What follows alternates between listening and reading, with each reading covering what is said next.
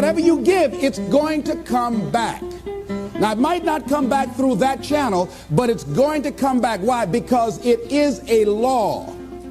Whatever you give, it's going to come back. Now, all of us hear the saying, as you sow, so shall you reap. And we use that in a negative context. But let's look at the positive side of that.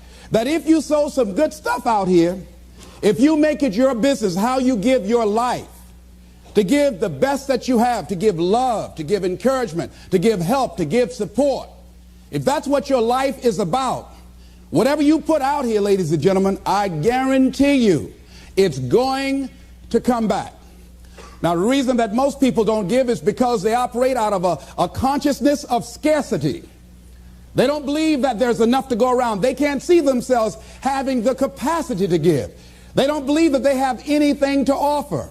They don't see themselves as an opening for the universe to work through. So if you begin to look at this new era that we're in, begin to see yourself as an opening for the universe to move through, to work through, to make a difference in life. See yourself being used by life to improve the quality of life, to expand and to grow. Most people have a very limited view of themselves and a very limited view of the universe, do not see their relationship to the universe, and cannot see how energy and things can flow through them. I love Gibran and the prophet. Then said a rich man, speak to us of giving. And he answered, you give but little when you give of your possessions, but it's when you give of yourself that you truly give. Gibran goes on to say, there are those who give little of the much which they have, and they give it for recognition, and their hidden desire makes their gifts unwholesome. And we know people who give only to be recognized. I love that old saying, judge a man not by what he does, but by that he doesn't have to do. And to judge the true quality of a man is what do you do when nobody's looking. Gibran goes on to say something else important. He says, and there are those who have little and give it all. These are the believers in life and the bounty of life. See, most people don't give, ladies and gentlemen, because they don't believe in life. Most people don't give because they don't understand the abundance in life. And so they go through life holding back on life, not understanding this also, that what you hold back from life, life holds back from you. So most of us go through life, ladies and gentlemen, not giving, and we're cheating ourselves, and you're also cheating life. See, I believe that all of us have some work to do. I strongly believe that each one of us showed up to do something, that each one of us showed up to contribute something to life. And that if we don't do it, it will not be done. See, no one is going to give Les Brown's speech. No one is going to write your book. See, if you've been given something to do, and if you don't do it, what you're doing is short-circuiting the flow of the universe. See, just imagine, if you please, we had a circle and people are standing around in this circle. And let's say we were given a bucket of love.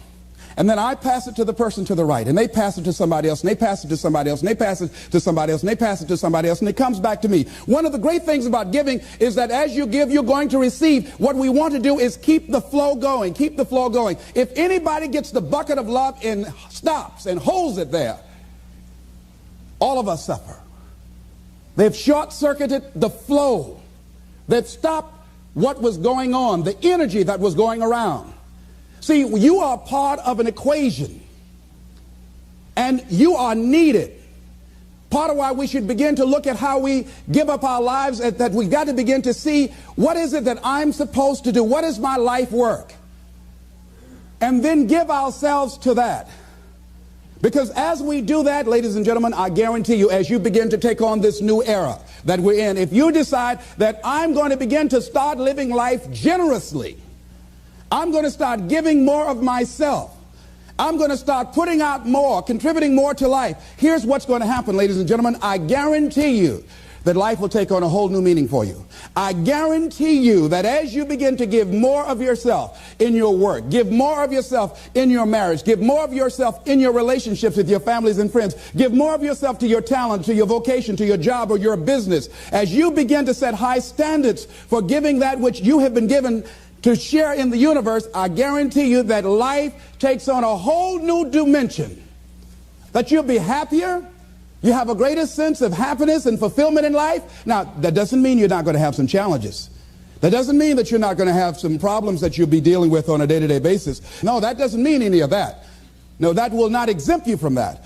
But what it does mean that now you will begin to take off on some new paths to some newer horizons. That you'll begin to see life totally different than most people. I think that's what Henry David Thoreau meant when he said most men live in quiet desperation. That most of us go through life because we're not using that which we've been given, that we are punished, that we're going through life getting up in the morning with no reason to get up. See, once you find out your purpose in life, and once you decide that you're going to live a life of sharing and giving and contributing to life, you don't need an alarm clock to get up. That you move differently. You have more life in you. But most people are walking around dead. Most people are looking lifeless. Most people find it a hard effort to smile. Most people are abusing themselves with alcohol and drugs and evading their own greatness and holding back on themselves. For years, I was cheating myself. For years, I could have been doing exactly what I'm doing right now. But I was afraid. I didn't feel I was worthy, and I didn't want to recognize that which I had been given. I had a limited view of me, and I was literally running away from me. I mean, life sometimes chases, and I say, no, we want you to do something great. No, not me. Go get somebody else. No. You're not talking about me. No. You don't know what I've been doing. No. We want you. We can just groom you and train you and get you ready. Me, yeah. Are you sure? Me, yeah. No, not me. No, I don't know. I don't want to do that, see. And then so I just get tired of chase, say, come over here. Come over here. You ain't got enough sense to come. Just come over and shut up and straighten up. They just whip you so hard after a while, you say, okay. Ladies and gentlemen, one of the reasons that we should begin to give more is because we owe a debt. Reading a book, John Powell. Well, I'm afraid to tell you who I am because you might not like me, and that's all I've got. Line in there I love to quote, we are made by those who love us and by those who refuse to love us. As I talk to you right now, you're looking at a lot of people up here, ladies and gentlemen. It's not just Les Brown standing here. A lot of people have contributed to make me who I am right now. None of us are here because of our own doing. All of us have had life to contribute to us. Many times complete strangers. So we all have cookie people in our lives. What do you mean by cookie people? Cookie people and chicken soup people, as I call them when I do my workshops. Cookie people are people like Miss Lillian. When my mother used to whip me as a kid, and I was a bad twin, always getting in trouble, Miss Lillian would hear me screaming, and after Mama would get through, Miss Lillian would come over to the house and give me some cookies and milk. And my mama said, what you doing back there, Lillian? I'm just giving him some cookies, Mamie. And she said, here you are, Leslie. Even though you're a bad little boy, I brought you some cookies. So cookie people are people who, even when you are bad, even when you are not being who you really are, they look beyond your faults and see your needs. Even if you're a moody person and curse them out and dog about sometimes, these cookie people love you unconditionally. How many of you have ever had cookie people in your life? All right. So we all have had cookie people that the universe has put in our lives to contribute to us. The other people are the chicken soup people. Chicken soup people are people that you can call at 2 o'clock in the morning and say, I got a flat tire, will you come help me? Or my battery is not running, would you come give me a jump? Or I need some help, would you come get me out of jail? If you don't have some chicken soup people in your life, you better get some. But these are people that you can always call on to help you out. So I'm encouraging you to give a letter of appreciation to some of the cookie people in your life. Some of them might have already made their transition. Write some letters to some people who were a leg up for you, some people who contributed to you being who you are. And just say, I was just thinking over the years, I know you know I love you and appreciate everything you've been to me, but I just wanted to drop you this letter. How do you think they'll feel if they get that? Just out of nowhere, just want to thank you for how you have enriched my life. You might not have thought much of it, but because of the help and assistance you gave me on that particular day, that was a turning point in my life. Why should we give? Well, giving creates a vacuum. And as we know, nature abhors a vacuum. See, when you give, you create a vacuum, you are now in a position to receive. See, if I have my arms closed holding on to everything I've got, nothing is available to come in. But if I'm open, if I've created a vacuum there by giving and keeping the flow going, the stuff in the universe is going to come back to me, ladies and gentlemen. It's going to come back. Whatever you give, whenever I go into a room and give a speech to inspire people, to help them to develop their greatness, if you get 10% of what I get, because as Bach says, we teach that which we need most. I'm not wearing any crown. I need it as much as I'm sharing it. I'm still growing. I'm still unfolding. I'm still seeking to discover my greatness. And if you get 10% of what I get when I walk out of here, see, there will be a different man walking out of here than who came in here. And as I give, and the more I give to you, the more I get.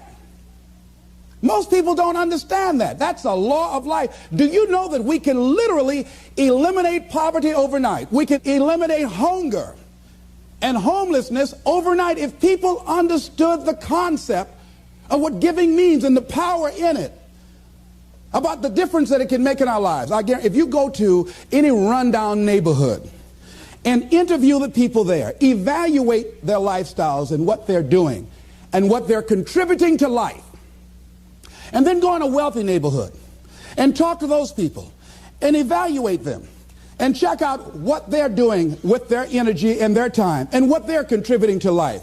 Here's what you're going to discover, what Earl Nightingale said. He said, our success in life is directly related to the quantity and the quality of the service that we give.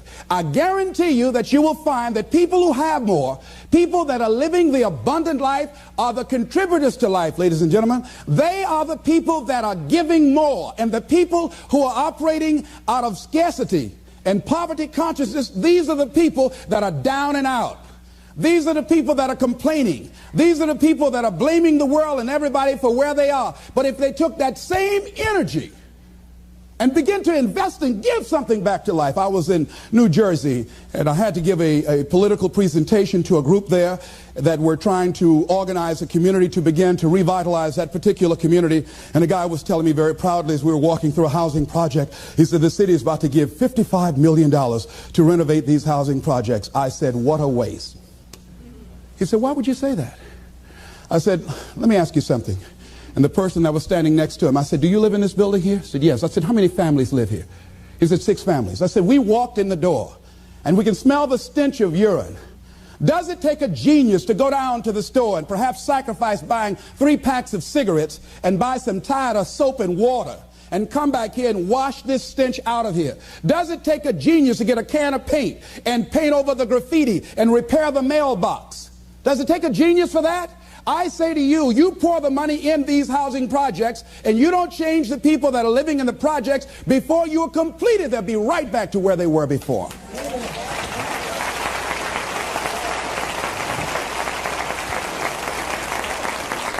If it is to stand, and I'm not saying that there aren't situations where people need some help and assistance, but people must be allowed to contribute. I say they should pay for the paint.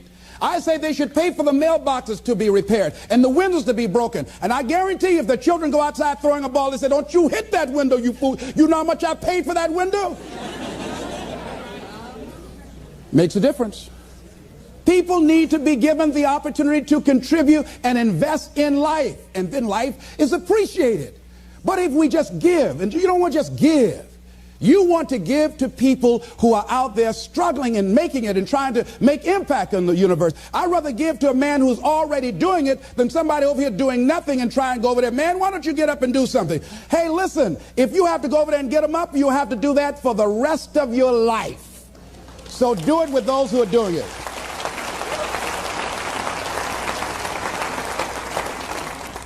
So you want to keep the flow going by working with people who are contributors to life. Leave the dead people alone that are taking away from life. There's a scripture, when I heard it, I couldn't understand it. I say, how cold? He that hath shall get, and he that hath not, even that he has shall be taken away. I said, now that's not fair. Ladies and gentlemen, that is fair. He that hath what becomes the key? He that hath a generous view of life. He that has courage. He that hath initiative. He that hath resourcefulness shall get. But if you're like the guy that I was in a hotel and asked him, I said, look here. I said, he was a bellman. I said, I need to get my shoes shined. Oh, I don't shine shoes. Oh, how long you been working here? Oh, about 3 months. What were you doing before then? Oh, I just got out of the joint. Yeah? You don't shine shoes. That's beneath you, but it was okay to steal. That's not beneath you, huh? See, another guy was ex-offender. I was telling him I had a job for him. What kind is it? What do you care?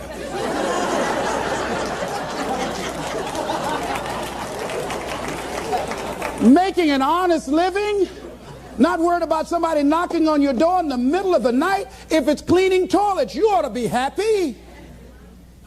See, he's a taker, ladies and gentlemen. He thinks that somebody's just going to come give him something out here in life. It doesn't happen that way. No, it doesn't happen that way. Here's something else you're going to discover in giving. Something that's very important. Give thanks. Giving thanks creates power. Give thanks for your house. Give thanks for your apartment, for your car, for your family, for your health, for your relationships, for what you have. When we focus on something, it expands. When you're giving thanks, when you're showing a spirit of gratitude for what I got, not that you're satisfied with it, but you're grateful for what you got. Whatever you focus on, that's what you're going to continue to multiply and expand in your life. But if you focus on what you don't have, if all you can do is point out the negative things in your life, whatever you focus on, you're going to expand that. Some people, all they can do is complain. That's all they can do. They can't find anything to say good about life and about anybody else. Every time they open their mouths, that's what their minds are consumed with, and that's all they're producing in their lives. And these are people that you don't want to be around. Develop a spirit of gratitude. I'm thankful for life. I'm thankful to be an American. I'm thankful to be on this part of the planet. I'm thankful to see another day. No, things aren't what I want them to be. No, I don't have all the things I want to have. But I'm thankful that I'm still here. I have another opportunity, another day to live, another chance to contribute, another chance to make a difference in life. So begin to give thanks for what you have. Whatever you focus on. Remember now, you want to become aligned with the universe. If you have scarcity in your life, it's because you have a consciousness of scarcity. As you begin to become thankful for what you have, for the abundance that you now know is coming your way, that you're attracting to you, for the good relationship that is coming your way right now, it will begin to create incredible opportunities for you to begin to improve your life and the quality of life of people around you. Giving is also, ladies and gentlemen, forgiving. Give forgiveness. Many of us do not realize that we cannot grow, that we are blocking ourselves, we are blocking our good in the universe. We're literally standing in the way of the flow of what life has to us because we haven't learned how to forgive. We haven't learned how to let things go so we can get on with our lives. When we forgive, ladies and gentlemen, it's not for the other person. Oh, no. It's for you. It's not for them, not because they deserved it or they earned it. You're forgiving other people. First of all, you've got to forgive yourself. But when you forgive other people, it is mentally and spiritually healthy to forgive. To let that luggage go, as Paul said, forgetting those things which are behind, reaching forth unto those things which are before. Oh, we hear it, but it's hard to do. It's hard. What you have is enough. Whatever you have to give. And the more you give, the more you realize you have to give. And we all have to. There are people who made the supreme sacrifice for us to enjoy freedoms that we take for granted. Oh, none of us can feel that we have nothing to give back. Next thing is, Giving empowers you. It makes you more powerful. See, the more you give to life, the more you're able to get from life. See, most of us go through life, ladies and gentlemen, feeling that we don't have enough to share, feeling that we will be depleted if we give of our resources because we don't see ourselves connected to the abundance of life. I feel very strongly that we can make an incredible difference in life. Phyllis Marx said, giving empowers you because taken to its ultimate, what you are really giving is love. Love is the motivating force behind the infinite supply of universal energy. Love truly makes the world go round. And as with anything circular, it's keep coming back. Phyllis is right. So as she continues to give love and hope to these people, she receives love and hope for herself and helping to begin to restructure and redesign the kind of life that she wants. We all have had experiences in our lives that if we permit these experiences to do so, we will allow them to weigh us down. If we permit them to do so, they will be luggage that will be dragging through life, holding us down, stifling our potential to give and to contribute in life. If we continue to carry all of these things, we can never be open to the love and the abundance and the opportunity that life has to offer us because we are so full with what we've got. I'm thinking about an exhibition that was held in Africa where they were trying to catch some monkeys that were a very rare species. And because they were so fast, so agile, and very fragile, they did not want to harm them in catching them. They did not want to hurt them physically.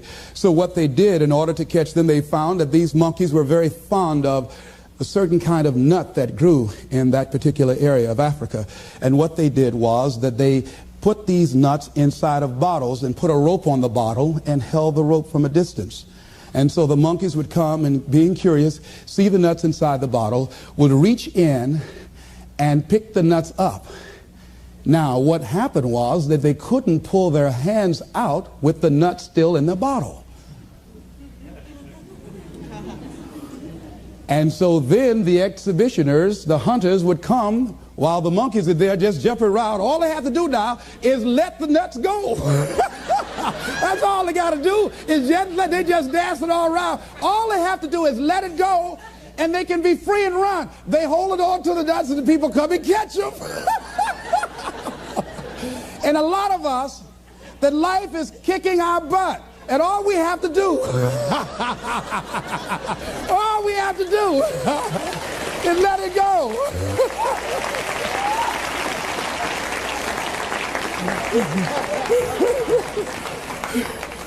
We just keep holding on like we crazy.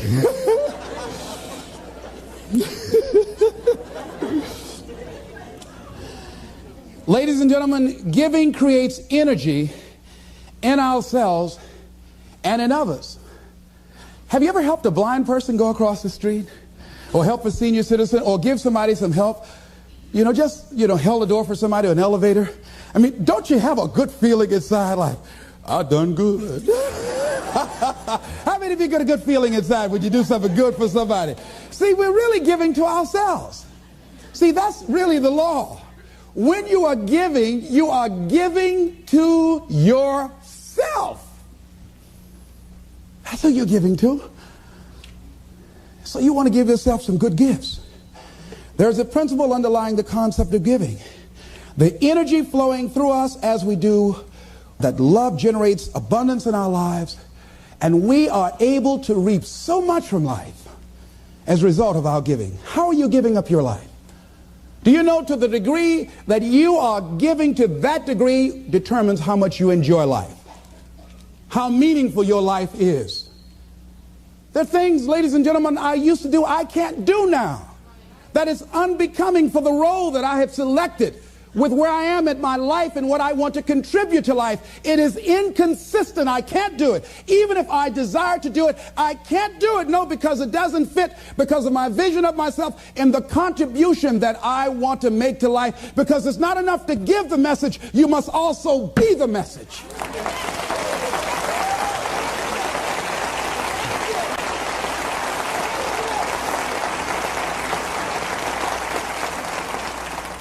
Next thing is that we must give out of a sense of oughtness. Immanuel Kant, in a book called Critique of Pure Reasoning, he says sometimes we must give out of a sense of oughtness, that certain things that happen, that we just say something ought to be done about this. A policeman in Washington, D.C. was working one of his patrol areas, and he came up to a car in a park, and the car was running, and he saw a figure slumped over the stern wheel. He got there looking in with a flashlight, and he saw a 14-year-old boy with a bullet through the back of his head. And he said, oh no, he has a son himself. That could have been his son. And he says something ought to be done. We're losing too many young people. And so this man went home. He had like several $1,000s worth of exercise equipment in his basement. He rented a place. He started bringing the kids in to get them involved in taking care of their bodies and physical exercise and athletic activity. He now has expanded that to getting them involved in entrepreneurial ventures, saying that this is a free enterprise system, and the more enterprising you are, the freer you are. And now these kids have started their own business. They have a little shopping center that they run, they operate, they are managing. And they have commercials on radio, and I'm going to be going there doing some training with them. So he decided, because of that event, that I ought to do something. Now, some of the things that's going to happen when you look out and see what can I contribute to, what can I give, I guarantee you, ladies and gentlemen, you're going to have a voice that's saying, it's just no use. It's out of control now. There will be a voice telling you that you'll be wasting your time and wasting your energy and wasting your effort.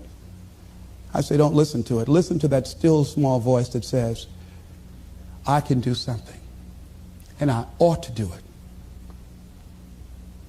We ought to do it.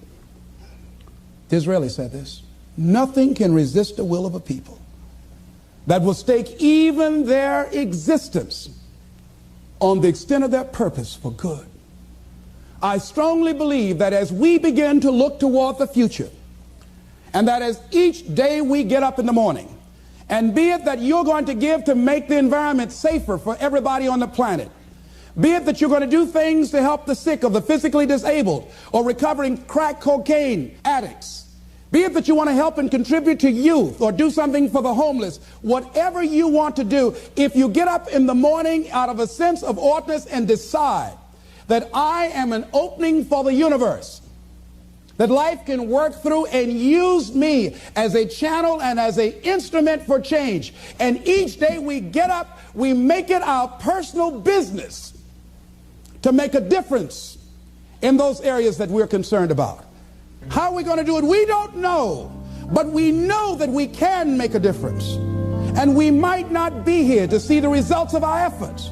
We might not be here as many of the people who before us made sacrifices that they did not live to see or reap the benefits of. James Weldon Johnson, stony the road we trod, bitter the chastening rod, felt in the days when hope unborn had died. Yet with a steady beat have not our weary feet come to the place for which our fathers died. We've come over a way that with tears has been watered. We've come treading a path through the blood of the slaughtered. When we came here, somebody paid the price for us to be here. And as we begin to look toward the future, we all have an obligation to give something back. A lot of us don't give more because of the fact that we allow ego to get in the way. I'm thinking of a man that was well-dressed, walking through a neighborhood one day, and a lady came to the door, and she said, "Hey, you." He stopped. He said very politely, "Yes, ma'am." She said, "Come here." He came to her. "Yes, what may I do for you, ma'am?" She said, "I want you to cut my wood." He said, "Yes, ma'am." He took his coat off, and he took the axe that she had there, and he cut the wood. She said, "I want you to take some around the back and put some in the fireplace." He said, "Yes, ma'am." And he did that. And after he finished, she said, "What do I owe you?"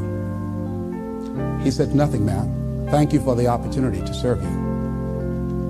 She said, "Okay." And he left, and he was walking down the street with his coat over his shoulder. And her maid came up. She said, "Do you know who that was?" And the lady she worked for said, no. She says, that's the great Negro educator, Booker T. Washington. She looked out the window. She said, is that right? She said, send for him. And that lady that Booker T. Washington went in and cut the wood for contributed several $1 million to his dream of building an institution of higher learning, Tuskegee Institute, that is standing today.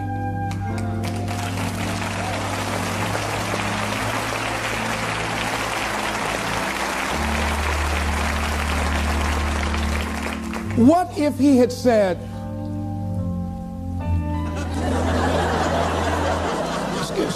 you said do what? Cut your wood. Don't even come up in here with that kind of stuff. You better cut your own wood if you wanted to get it cut. You cold.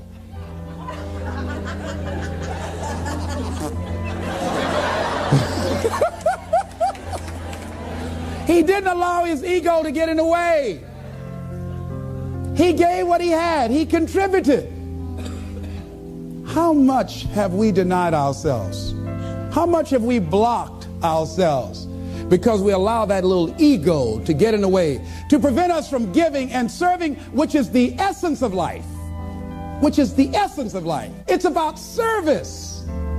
And so I say, as you look out on the future, decide that you are going to allow your life to be a life of service. Decide that you are going to give more than you have ever given before. Decide that each day that you are given life, that you're going to make a difference with your life, that you're going to make a statement with your life, that once again, as opposed to sitting back feeling like a victim, that you're going to see yourself as a channel, as an opening for the universe to work through. And that you'll say to life, use me. Oh, use me. I got more to give. Use me. Repeat after me. I want life to use me. I want to give more. Share more. Be an expression of love. Be an instrument of hope. To impact our youth. To recreate their future. I'm grateful for life. I'm grateful for being here. I'm grateful to be able to serve. This is Mrs. Mamie Brown's baby boy, Leslie Calvin Brown, saying, it's been a plum-pleasing pleasure as well as a privilege. Thank y'all here. Thank you.